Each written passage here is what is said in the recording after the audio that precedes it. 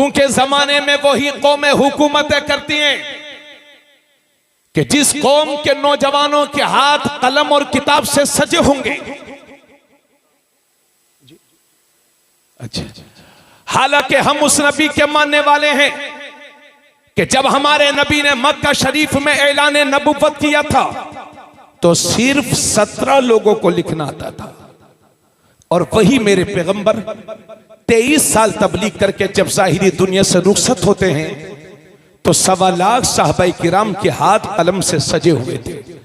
मैंने बड़ी मेहनत करके तकरीर करने की कोशिश की है। आप थोड़ी देर बस उठे, थोड़ी देर और बैठे, खुदारा आप थोड़ी देर बैठे, इसलिए कि तकरीर करना कोई आसान नहीं होता।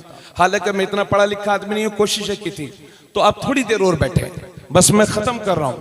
हजरात, तो ये अर्ज कर रहा हूं कि अपनी हैसियत से बढ़ करके अपने बच्चों को पढ़ाओ लिखाओ। और इधर सुनिए मेरी बात, मुझे बहुत सारे लोग मिलते हैं और कहते हैं कि हजरत हमारा बच्चा हमारी इज्जत नहीं करता, हमारी नाफरमानी करता है। यही जो आयत मैंने पढ़ी थी, हजरत कोई बात हो गई हो तो इरशाद फरमाइए। अच्छा, तो अक्सर बच्चे लोग ये कहा करते हैं कि हजरत हमारा बेटा हमारी इज्जत नहीं करता। तो मैं लोगों से कहता हूं कि जिस बेटे की खुद की इज्जत ना हो वो आपकी क्या इज्जत करेगा। आप पहले अपने बेटे को इज्जत के लायक बनाइए। नबी करीम सल्लल्लाहु अलैहि वसल्लम फरमाते हैं, एक बाप की तरफ से उसके बेटे के लिए जो सबसे बड़ा गिफ्ट होता है वो बेहतरीन तरबियत होती है। अगर आप अपने बच्चे को अच्छी गिफ्ट नहीं देंगे तो एक बार रोएगा, और बेहतरीन तरबियत नहीं देंगे तो बार बार रोएगा। इसलिए बाप की सबसे पहली जिम्मेदारी यह है कि बच्चों की अच्छी तरबियत करो। मेरे नबी ने फरमाया, बच्चा 7 साल का हो जाए उसकी नमाज की आदत डलवाइए। बचपन ही से उससे कहिए कि बेटे नमाज पढ़ा कर, झूठ नहीं बोलते, बड़ों की इज्जत करते हैं, जब कोई मिले तो सलाम करते हैं। मगर आप क्या सिखा रहे हो उसको। एक जगह हम गए तो एक छोटा सा लड़का मुझे मिला, उसका बाप भी उसके साथ में था। मैंने कहा बेटा, लखनऊ का था वो, मैंने कहा बेटा क्या नाम है आपका। तो उसका बाप कह रहा है, what is your name, what is your name. तब मुझे लगा कि अंग्रेज तो मुल्क से चले गए मगर अपने गुलाम छोड़ करके चले गए। अरे तुम्हारी जबान अरबी है, तुम्हारे कुरान की जबान अरबी है। अरबी अंग्रेजों की जबानों पर फख्र ना करो, तुम्हारी जो जबान है उस पर फख्र करो। आपका बच्चा आए घर में कहे अस्सलाम वालेकुम व रहमतुल्लाह, तो आपको समझ में नहीं आता हो। बच्चा कहे गुड आफ्टरनून, आप खुश, अरे वाह हमारा बेटा तो अमेरिका का प्रेसिडेंट बनेगा। यह हाल है। और तो और कहां से बरकतें आएंगी हमारे घर में। 50-50 साल 60 साल का बूढ़ा आदमी अपनी बहन बेटियों के साथ चड्डी पहन के घूमेगा, कहां से आएंगे तुम्हारे घरों में बरकतें। जिस घर में पहले सुबह सुबह कुरान की तिलावत की आवाज आती थी, आज उसी घर में फिल्मी नगमे और ड्रामे चले जा रहे हैं, सीरियल देखे जा रहे हैं। कहां से आएंगी आपके घर में बरकतें। अपने घरों में इस्लामिक कल्चर लागू करो, निजाम मुस्तफा कायम करो। मुसलमान हो तो इस्लाम पर फख्र करो।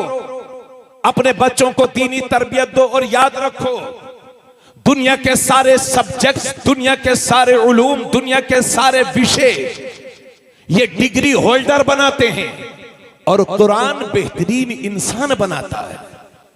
नबी करीम सल्लल्लाहु अलैहि वसल्लम से सहाबा ने, आका ने एक दिन फरमाया था, ए मेरे सहाबा, जिस तरह से लोहे को जंग लगती है इसी तरह से दिलों को भी जंग लग जाया करती है, दिल मैले हो जाते हैं। तो सहाबा ने अर्ज किया, या रसूल अल्लाह, दिल कैसे साफ होंगे, दिल की सफाई का क्या जरिया होगा। मेरे नबी ने फरमाया, मौत को कसरत से याद किया करो और कुरान करीम की तिलावत किया करो। ये 2 चीजें ऐसी हैं कि जिससे दिल साफ हो जाता है। और यहां पर एक बात और, सहाबा अर्ज करते हैं, या रसूल अल्लाह, वो कौन सी चीजें हैं कि जिसकी वजह से इंसान जन्नत में सबसे ज्यादा जाएगा। यानी जिसकी वजह से जन्नत का मुस्तहिक सबसे ज्यादा होगा, वो कौन सी वजह है? नबी ने फरमाया अल्लाह का डर, खौफे इलाही और बेहतरीन अखलाक, ये दो चीजें ऐसी हैं जो इंसान को जन्नत में सबसे ज्यादा लेकर के जाएगी। सहाबा ने अर्ज किया या रसूल अल्लाह, वो कौन सी चीजें हैं कि जिनकी वजह से इंसान जहन्नम में सबसे ज्यादा जाएगा? नबी ने फरमाया वो दो चीजें हैं, दोनों जबड़ों के बीच में ये जबान और दोनों रानों के बीच में ये शर्मगाह। शर्मगाह और जबान, ये दो चीजें ऐसी हैं कि जिसकी वजह से इंसान जहन्नम में सबसे ज्यादा जाएगा। आप पीलीभीत की जेल का जायजा ले सकते हैं, तो जितने जेल में गए हैं या तो जबान की वजह से गए होंगे या फिर शर्मगाह की वजह से गए होंगे, अक्सरियत उन्हीं की होगी। इसलिए लोगों जबान अच्छी रखो, लोगों से प्यार से बोलो, मोहब्बत से बोलो, और बात बात पर जो गाली देने की आदतें आपने बना रखी हैं, खुदा अपनी जबान को पाक करो। इस जबान से नबी का कलमा पढ़ते हो, इज्जत करो मुसलमानों की, एहतराम करो मुसलमानों का, एक दूसरे का ख्याल रखो, उसके ओहदे मनसब उसकी इज्जत का ख्याल रखो। आखिरी बात मैं ये अर्ज कर रहा था,